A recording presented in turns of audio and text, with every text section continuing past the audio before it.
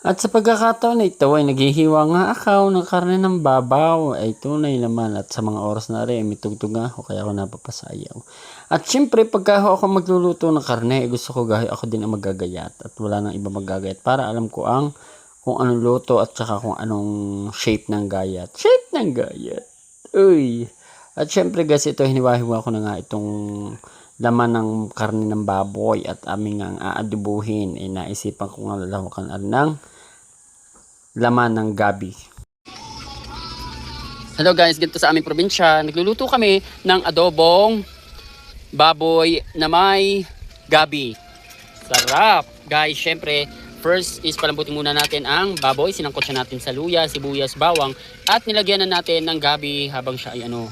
Kasi ang gabi, uy, luto na ang gabi. Luto na rin tong ano. Kasi inuna ko naman ang karne. Yan. Kasi ang gabi, siya din yung magpapalinamnam at magpapalapot ng kanyang sauce. Sauce! Sabaw.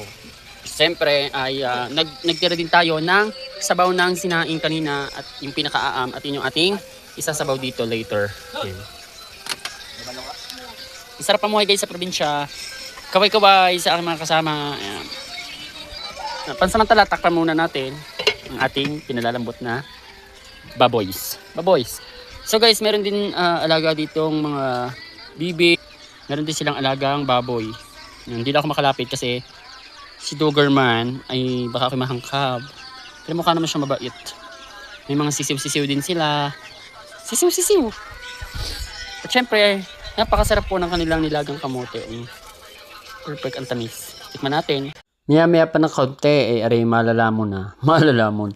Aray makakain na namin. At syempre, nilagay ko na nga ho ang sabaw ng sinaing.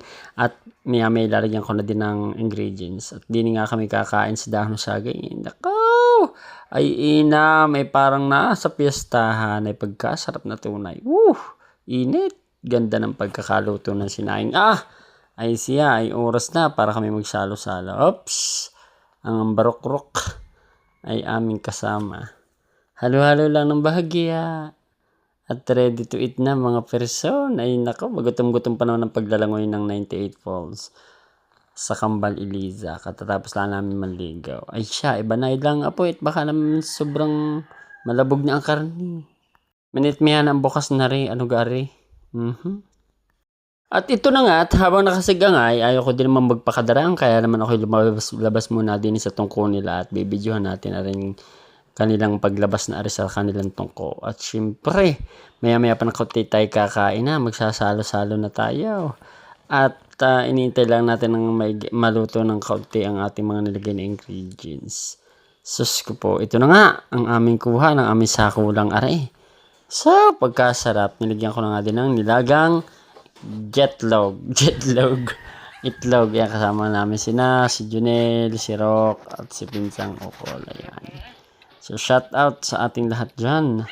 Don't forget po sa like, share, and subscribe. Follow to my YouTube channel, Hoshan.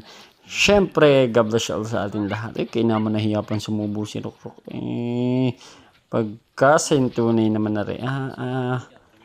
Tunay na pagkasayang magkasama-sama. Pagkagarni naman ang aming sakulang aray. Kung nabibidyo ang aking sarili at baka makita niya naman ang aking subo.